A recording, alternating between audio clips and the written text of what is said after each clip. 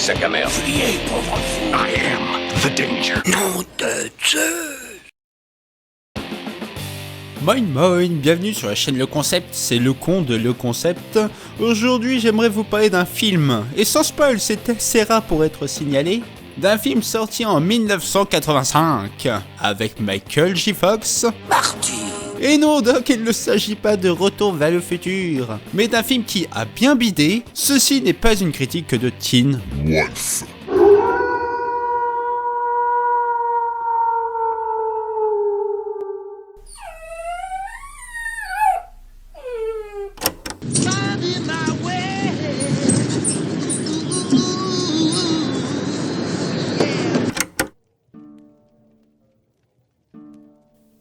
Il était une fois. Marty.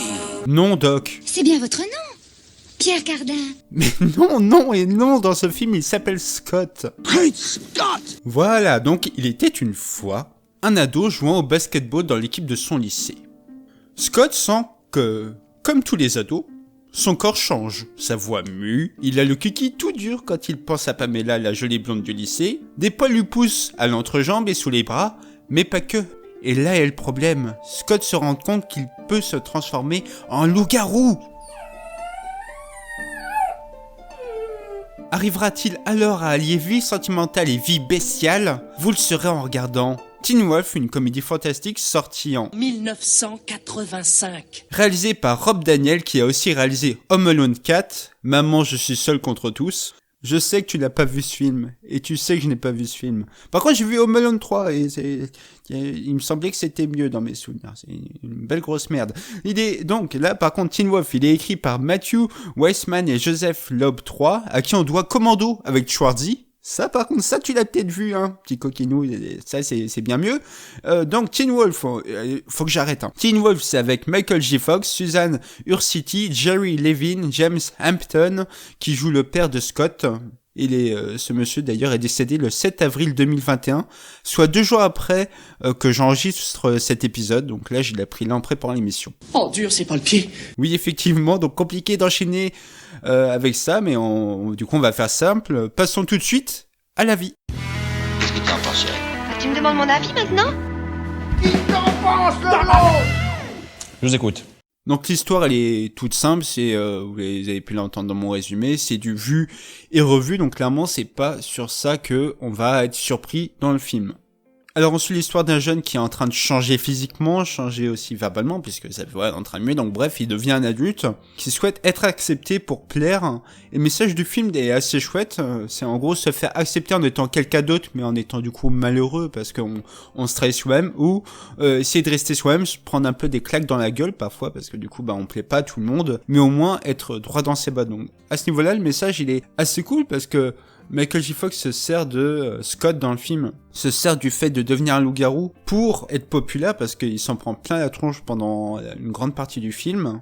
Le film par contre ne se base pas sur le fait que Michael J. Fox est un loup-garou, et il y a une sorte de contre-pied qui est fait, parce que c'est pas un loup-garou comme on l'entend en fait dans le film, c'est pas un loup-garou qui va aller bouffer des gens à minuit, un soir de pleine lune, non, c'est plutôt un gars qui devient loup-garou. Les autres trouvent ça cool, parce que ça, je sais pas, ça développe le physique de Scott et tout, donc ça le rend attrayant, ça le rend sympa aux yeux des autres. Et limite, tout le monde se fout qu'il soit un loup-garou dans le sens monstrueux du terme, mais par contre, tout le monde trouve ça chouette que, il est un peu différent et tout, il est trop bien, enfin, c'est beaucoup sur l'acceptation des autres quand on est ado, c'est dès qu'on est un petit peu différent, juste assez, ça peut plaire, mais en même temps, si t'es trop différent, d'une autre certaine façon, ça peut ne pas plaire et tu peux être rejeté. Enfin, c'est très injuste à cet âge-là. On est tous passés par là. Et à ce niveau-là, je trouve que le film, il fait un beau petit contre-pied à ce à quoi on peut s'attendre. C'est-à-dire qu'on s'attend à voir peut-être un film de loup-garou. Le loup-garou va bouffer des gens, mais non, il en est rien. Et ça, on le voit aussi à travers une scène, notamment entre le Scott et son père, hein, qui est assez chouette. J'ai presque envie de dire qu'on découvre d'un coup que le film va pas se baser là-dessus. C'est pas du tout un spoil, hein, tout ce que je vous dis là, c'est clairement dans le début de film. Et du coup, comme les films ne se basent pas sur le fait que Scott est un loup-garou, il doit quand même parler de quelque chose, et son intrigue principale, c'est une intrigue amoureuse. Regardez, c'est Pierre Cardin. Oh mon Dieu, il est sublime. Non, toujours pas, c'est toujours pas Pierre Cardin, c'est Scott. Oui, je sais que je réponds à un extrait audio d'un film qui est sorti il y a longtemps, je le sais, mais laissez-moi croire que... vous faire croire en tout cas qu'elle est là, ok? S'il vous plaît, laissez-moi faire mon métier, non pas du tout. Laissez-moi faire mon truc. Vous êtes un tocard. Vous voulez être un tocard toute votre vie, c'est ça que vous voulez? Scott s'intéresse qu'à la jolie blonde du lycée, alors qu'il a sa meilleure amie qui est là, qui elle est brune, elle est très jolie aussi, mais elle est brune, et pour les États-Unis d'Amérique des années 80, une fille jolie brune contre une fille jolie blonde, la fille jolie brune, c'est un laidron. Clairement, c'était ça à l'époque, mais voilà, donc c'est aussi le cas dans ce film-là. Alors que pourtant, sa meilleure amie, elle a une meilleure mentalité, elle est plus cool et tout. Tu es un laidron, mais tu es bien bonne. Le rythme du film, il est très très efficace, je trouve. Il avance vite et bien. Les 1h30 que compte le film, il dure peut-être un peu plus, peut-être 1h34. Elle passe ultra vite. Pour tout vous dire, c'est qu'à un moment, j'ai dû faire pause en me disant « Ok, j'aimerais en parler de ce film dans une cinépuc parce qu'à la base, c'était pas du tout prévu. » Et je me disais que j'étais encore au début et non, j'étais à 50 minutes de film. Donc il me restait déjà que dalle. Il y a un flow, il y a une ambiance global vraiment chouette dans ce film. Je pèse mes mots, c'est vraiment un très très bon feel good movie. Je suis ressorti vraiment heureux, content de l'avoir vu. Passez pas à côté de ce film. Il est vraiment cool. Il y a une ambiance, il y a un truc un peu qui me fait penser un peu à Grise dans le côté lycée. Tout est bien, enfin tout le monde est beau. Enfin c'est idéalisé évidemment. C'est un film. Il ne se prend absolument pas au sérieux et c'est ce qui me plaît beaucoup dans ce film. Le film a été tourné en 21 jours, pour un budget de 1,2 million de dollars. Alors que le surcoût amené par le changement d'acteur en la défaveur d'Eric Stoltz pour Michael J. Fox sur Retour vers le futur a été estimé à 3 millions de dollars, soit presque le triple du budget de Teen Wolf. Un autre parallèle, moins abracadabrantesque, peut être fait entre Teen Wolf et la trilogie de Robert Zemeckis. La maison de Scott Howard, de Teen Wolf, était située sur le même pâté de maison que les maisons de 1955, de George McFly et de Lauren Benz. Que le monde est petit. Michael J. Fox, je dis beaucoup trop de fois son nom dans ce film, mais j'y peux rien, c'est la tête d'affiche. Hein. Il donne vraiment tout dans ce film. Alors j'ai pas réussi à vraiment confirmer ça, mais apparemment il tournait en même temps Teen Wolf en même temps que Retour vers le futur, alors qu'il me semblait qu'il tournait Retour vers le futur en même temps qu'une série dans laquelle il était. Donc c'est pour ça que je préfère pas trop en parler. Mais tout ça pour dire qu'on sent qu'il se donne à fond, même pour ce film qu'il a désavoué, hein, qu'il a dit plus tard en interview que Teen Wolf il l'a détesté et qu'il avait trouvé ça nul à chier, qu'il aurait pas, enfin il a pas aimé tout simplement. C'est de la merde. Je trouve qu'il donne tout, notamment dans les matchs de basket, alors que le gars il est sûrement plus petit que moi, il doit faire 1m60, il a un gros pouvoir comique. Il y a une scène où il porte plein de trucs et il en fait tomber parce que du coup il porte trop de choses pour lui, c'est ridicule. Il a une gestuelle naturelle très comique qu'on retrouve aussi évidemment dans Retour vers le futur. Et ça c'est quelque chose qui est peu vu, enfin moi qui m'a pas autant marqué chez d'autres jeunes acteurs de cette époque. On sentait que vraiment il avait un gros talent naturel. Quand il est en loup-garou, je trouve que ça marche bien, il a un costume assez particulier. Ça lui va bien, ça lui fait une gueule très bizarre. D'ailleurs, je trouve que quand il est en loup-garou, il ressemble énormément au petit garçon dans Jumanji, dans le film de Robin Williams, évidemment, pas le film de The Rock. Quand ce petit, du coup, est en singe, je trouve qu'ils ont exactement la même tronche, sauf que c'est mieux fait dans Teen Wolf, parce que c'est clairement du maquillage et tout, des prothèses qui lui sont mis, alors que dans Jumanji, c'est plus des effets... Quoique non, c'est des effets ou il y a aussi des prothèses ? Que j'ai des images de lui, je dois peut-être confondre alors que les petits singes. Bref, je ne sais plus pour Jumanji, mais je trouve qu'en tout cas c'est mieux fait dans Teen Wolf pour le coup. Par contre, il y a quand même un problème, c'est que Michael J. Fox, d'accord, il est très bien, il donne tout, sauf qu'il donne tout comme dans Retour vers le futur, c'est-à-dire que Scott est Marty dans ce film. Marty.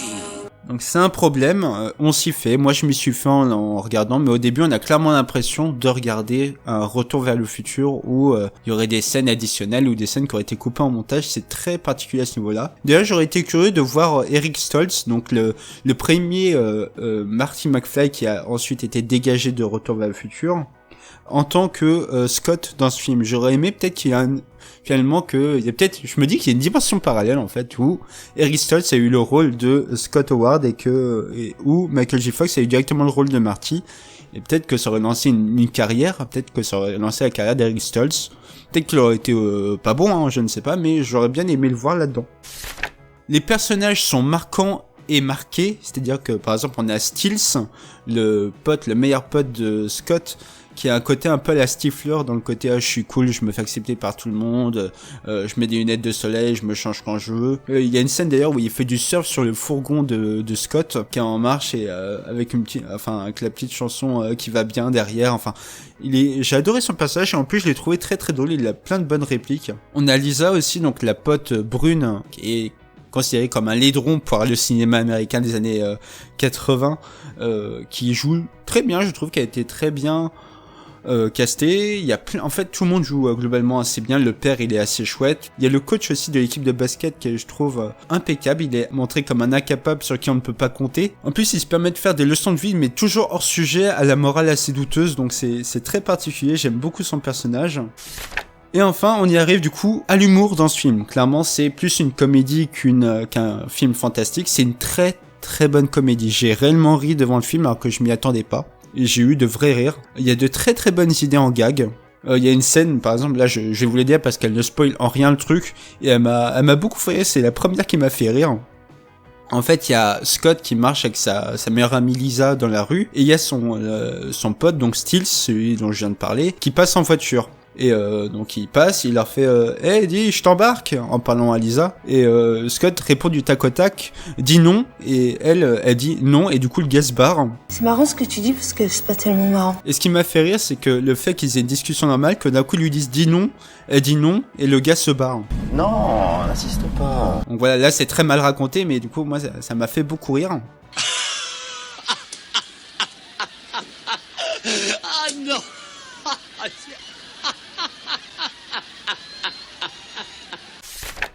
Sinon, le film il est très très décomplexé. Du coup, il sent que de toute façon c'est un peu de la merde ce qu'il dit, hein, c'est un peu n'importe quoi. Donc il le fait, il se prend pas au sérieux pour le faire. La VF de ce film, elle est très très bonne. Évidemment, on a la même voix que pour Michael J. Fox.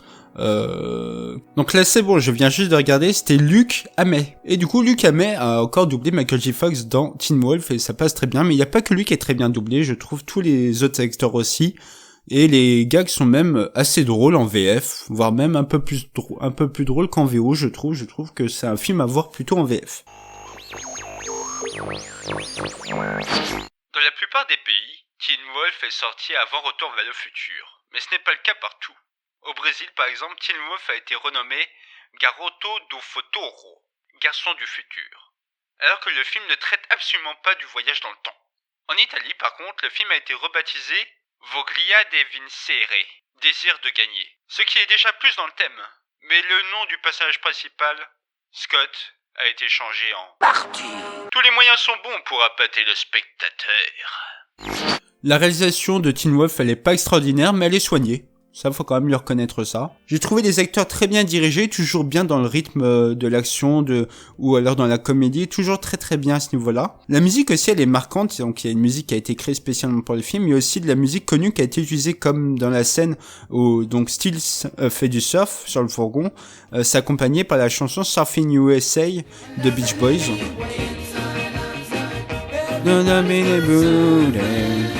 Surfing USA. Ça, c'est du rock.